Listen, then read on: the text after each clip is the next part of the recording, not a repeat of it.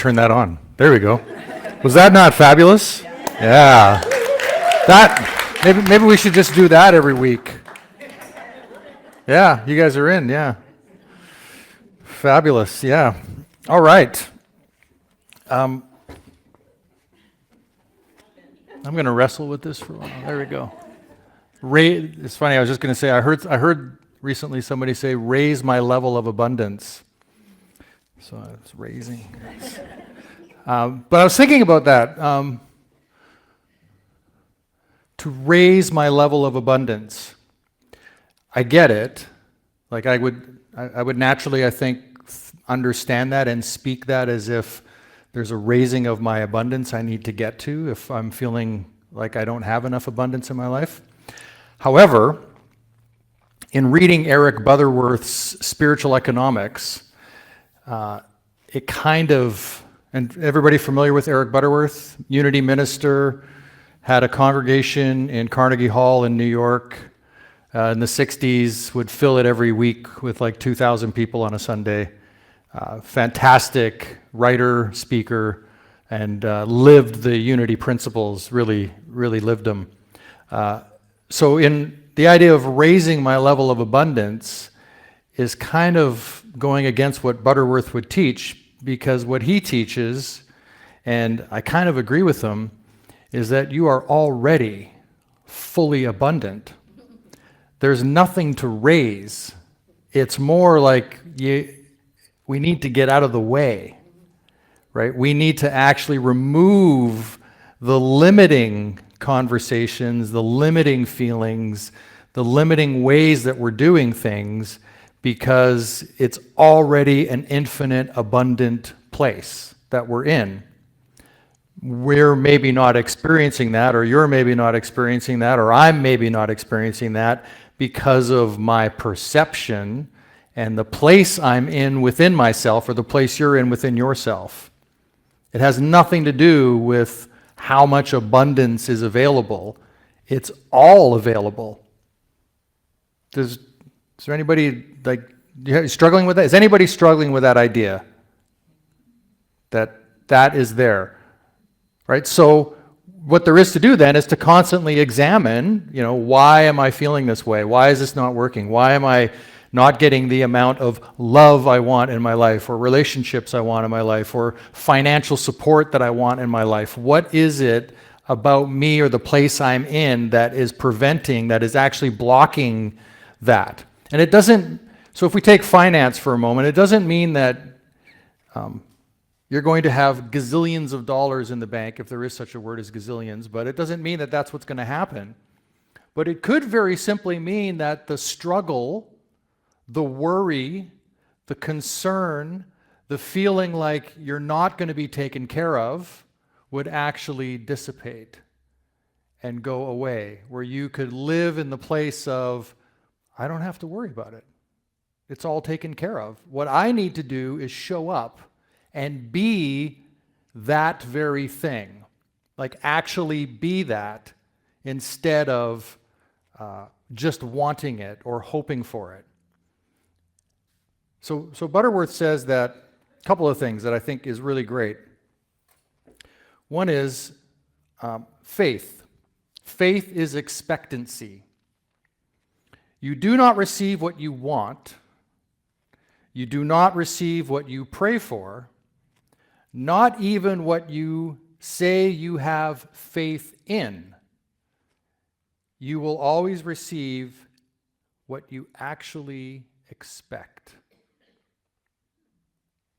So let me give you an example. So let's say you're thinking, I'm going to go do this great thing, and it's all going to work out for me, and you're pumping, ever pumped yourself up for something? Like, yeah, I'm going to do this. It's all going to be great. I'm going to make it. And in the back of your head, way, way in the back, is that little tiny voice that's going, I doubt it. But you're trying to overcome that with all this hype, but really what's going on is in the back, you don't really expect it to be that way. So you might say something like, just my luck. Anybody? Anybody had that? It's just my luck. Only my luck. If it's by my luck, it ain't going to work, right? So if that's what's going on, if that's really what's going on in the back, what do you think is going to happen? Exactly what you expect, that it's not going to work out, that it's not going to go in your favor. And I know you might go, yeah, but I keep thinking I'm going to win the lottery and I haven't won it yet. Well, I don't know. If you were born in Canada, that's kind of like winning the lottery, isn't it? You know, think about it. Of all the places you could have been born on the planet, you know, for me, I look at that and go, I was born here with the parents I had. That's pretty great for me. So maybe I don't need to think about winning the lottery. Maybe I already did. And it's time to get on to other things. But anyhow, just a thought, right? Like we can frame things however we want in the capacity of having our lives work for us. And so here's another thing from Butterworth.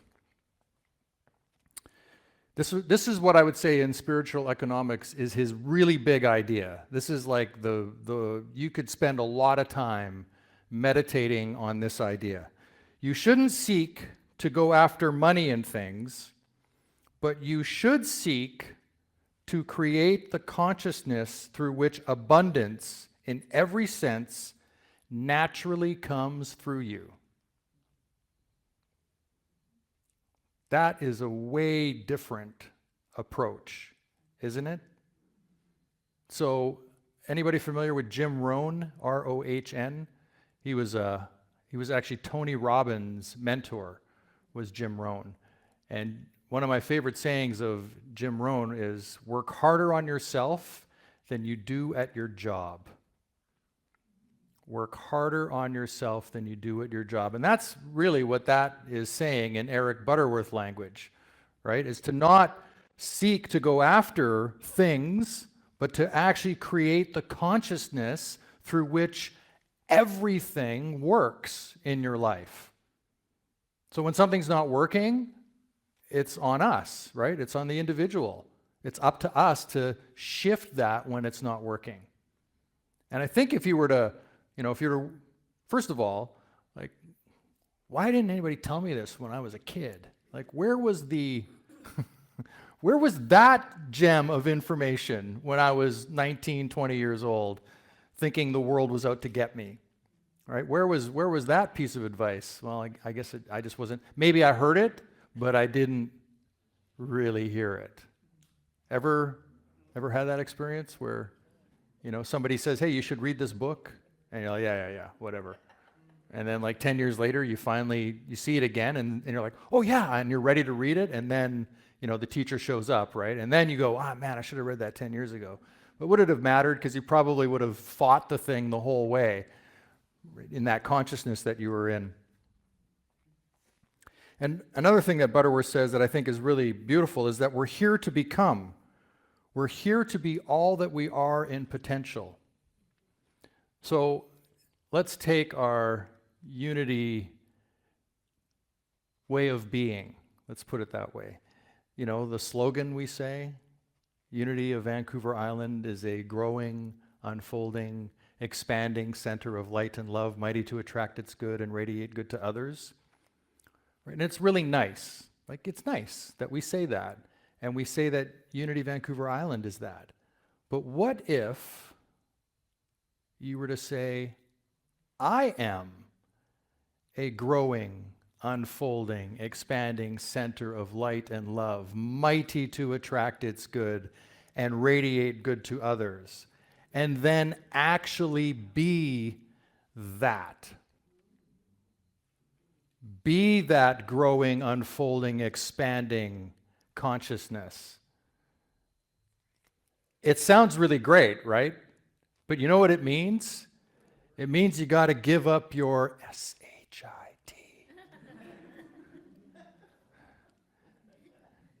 There's a lot that comes with it. You got to give up all of your, I don't think I've shared this. So I have a new frame for judgment. So Judgment is not bad. We use judgment all the time. That's discernment. It's the condemnation that'll kill you. Right? So we have to be willing to give up the condemnation. So I know I'm going to do it. I'm going to jump off the ledge right now. I know there was a big election south of the border, and I'm sure there's a lot of people that would like to do some condemning for the results, but that is exactly what I'm talking about.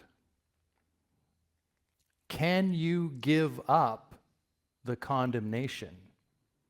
Can you let go of that and be in a place of like, hey, I don't like the outcome, but I'm not going to be gasoline for the outcome. I'm actually going to be, because I am a growing, unfolding, expanding center of light and love, right? But just pause there. Of light and love. Is condemnation part of love? It's not, is it?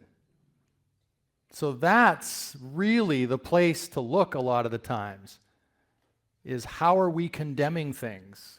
How are we being actually that instead of the light and love that's mighty to attract its good and radiate good to others? Because if everybody was being that, right? If everybody was actually being that, how would things look? Pretty good, right? We'd probably be like, we need a little more condemnation. Darn, if I could get me some condemnation right now, because there's just none. We might be actually, hungering for that. I don't know. Probably not, but you never, who knows, right? But in all seriousness, that's what abundance looks like. In my world, abundance looks like being the very thing that you want to see and experience more of in the world. You need to be that first. You can't wait around for others to do it. The idea, if I could just get this one thing, then I could do that next thing. And then I would be so happy. Anybody? Yeah. Maybe you're not there now, but maybe you were, or maybe you know some people that are there. As opposed to, if I be happy, then I would probably do things that are aligned with happy, and then I would experience all of the benefits of happy. It's the be, do, have idea. I need to be it. And then I'll do it, and then I'll have it. That's how abundance works. If I'm understanding what the Unity teachers before me have expressed in our teachings, that's how it works. Right? I think Jesus's line is something that Butterworth uses, is that it's the Father's great pleasure to give you the kingdom. Like, that says to me, it's already there. The kingdom is here now in us. It's available. It's readily there. We just need to get into it and enjoy it and love it and appreciate it and share the heck out of it. I'm not talking about becoming a preacher and, Jesus saves and all of that. I'm talking about living the principle of it. That's what inspires others, is to be the example of that. So we could do that, couldn't we?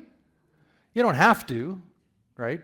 Like, seriously, no. Like, you can just go home and be how you're being now, and your life's probably working just fine. Maybe it could be a little better here, maybe not, or maybe it's a little worse over here than you like, but you know what? I'm used to it. I know what that feels like. I can manage it, and that's perfectly great. However, there's an and. And if you want something different than that, then there's access points. There's ways to generate that, and it's from us individually. And that's what is so great about something like this, because we can gather together We can talk about these ideas. We can meet after service and talk about those ideas, and we can actually lift each other up, right? We can be the source for one another. We can inspire one another. Sharing your stories is a great idea. Sharing what's working. I think Gail has come up with an idea, which will be in the newsletter coming up, is to gather and work on the 12 powers. To actually take a power and apply it and see how it'll work in your life. And then discuss it and talk about it and share the experience of that. What a great thing to do for one another. Like you're actually lifting up other people in the process of lifting yourself up. We can do that. That is readily available anytime that you want to do that. You can lift others by being that source of, growth, unfolding, expanding center of light and love, mighty to attract its good and radiate good to others. Yeah. And I know I've shared this. When I heard that, I was in. The moment I heard that, I was in, and I took it as my own thing, that this is what I can do. So it's not, when I look and go, how did I end up a minister? It doesn't shock me, because I actually took that and said, I can be that. Is it easy? Have I failed at it miserably many times? Absolutely. Are there many days where I am not that? Of course. There's all sorts of times where I am not that thing. However, I still want to be it.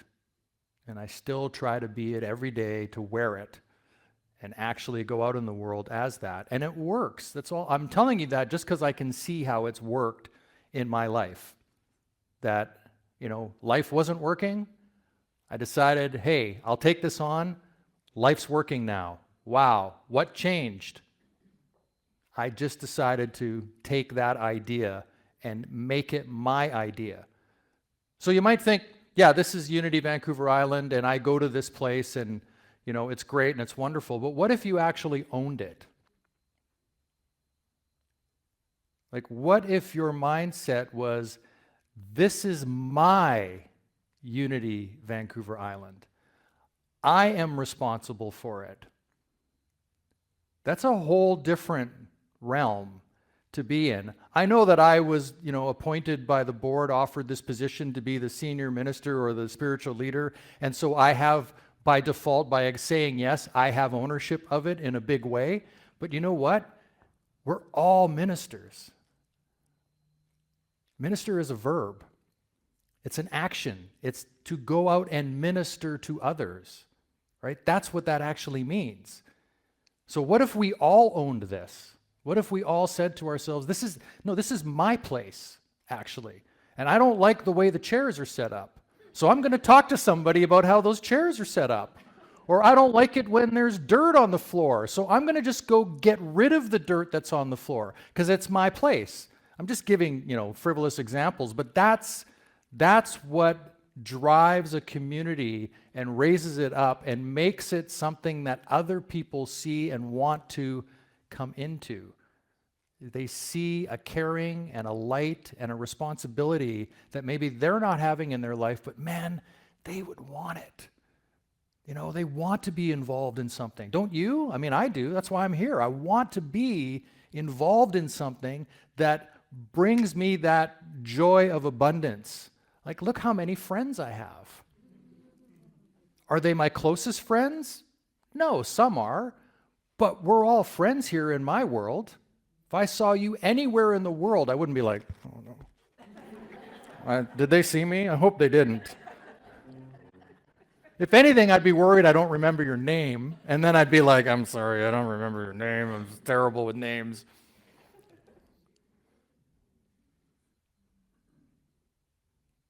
So yeah, this is our home. We get to be it. We get to be the abundance. So I have a couple of abundance blocks that we can talk about real quick. So there's the programming of the subconscious mind. So think of it like an iceberg. So think of your mind like an iceberg. The conscious part is the 10% that everybody sees and you are focused on, and the 90% is the rest of the iceberg that's under the water. It's your subconscious mind. So it's programmed. You know, you're breathing right now, you're not thinking about it, right? Your eyes are blinking, all those things are happening. This is all part of the autonomic nervous system, which is operated by our subconscious mind. And you have all sorts of programs, just like I do, that have developed over time, and they're just automatic defaults, right? Get up in the morning, brush your teeth, you just do things you don't even think about doing. This is what the subconscious mind looks like. And this is how we might naturally respond to things when we're faced with them and we're not consciously aware of how we're responding. You'll just have a go-to automatic response.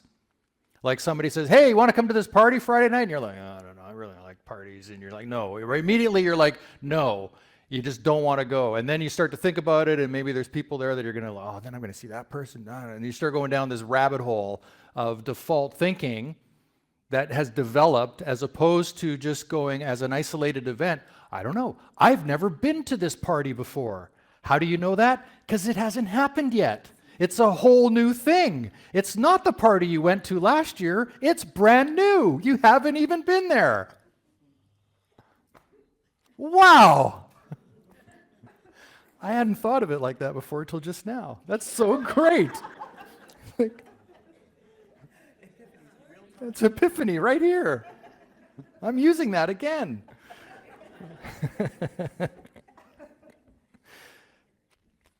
So, back to the subconscious.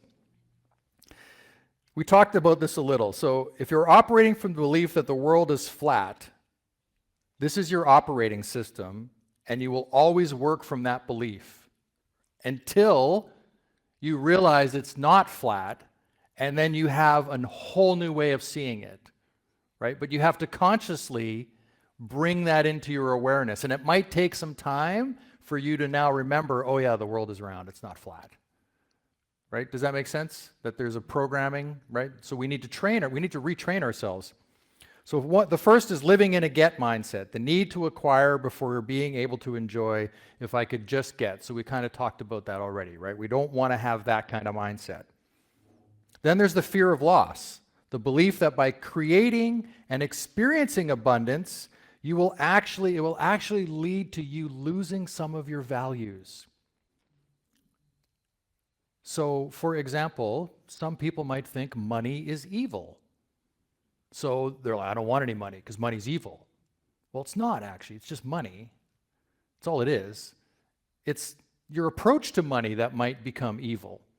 It's thinking that it's everything that might turn into evil.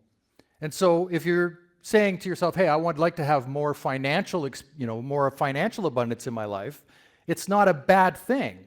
However, you might think it's a bad thing, so then you will do everything to avoid that because you're afraid you're going to give up some value that might be actually a misconception, that could actually be switched around.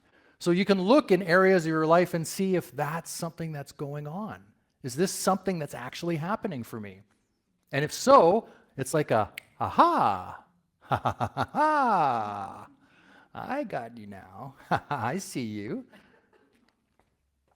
And then there's the believing I am not enough. I'm not skilled enough, I'm not educated enough, I'm not talented enough. You can fill in the blank. Anybody suffered from that? Yes. Yeah, today. It's like somebody said that today, right? The I'm not enough. These are all things that are the blocks to that very thing that Butterworth talks about, that we are already abundant, but maybe we have some programming going on that's actually keeping us small. And I don't have the Marianne Williamson quote at the top of my head, but you maybe know the one I'm thinking of. Does anybody know it? Who am I to be? Yeah, who am I to be small? All right. Yes, the who am I not to be fabulous, exactly. Look it up if you're not familiar with it, the Marianne Williamson quote. I just thought of it now, otherwise I would have had it in my notes. But that's what we can do for ourselves. Somebody could find it on the, does anybody here have access to the internet?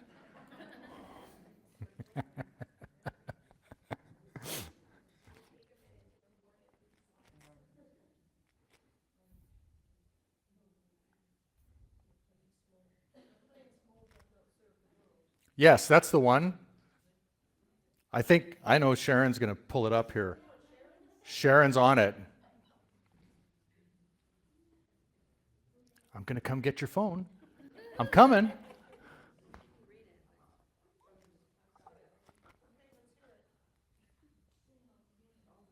You got it? Our deepest fear, there we go.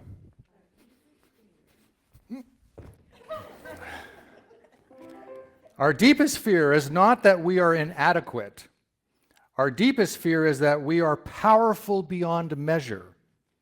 It is our light, not our darkness, that most frightens us. We ask ourselves, who am I to be brilliant, gorgeous, talented, fabulous? Actually, who are you not to be?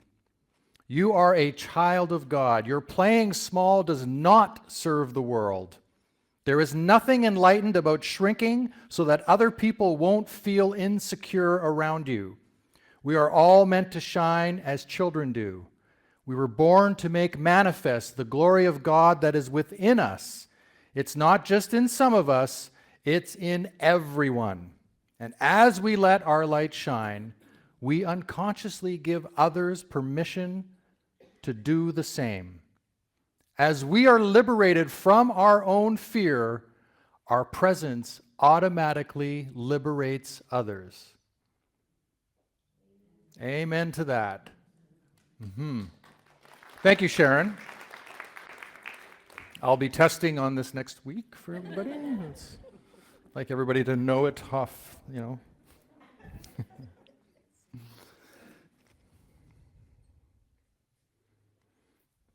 So, five things, real quick. Focus on inner development rather than external possessions. Practice daily affirmations and gratitude. Embrace the process of personal transformation. Prioritize sharing and giving over just accumulating. And connect with a supportive community. Being in community with like-minded individuals can elevate your consciousness and inspire you on your growth journey.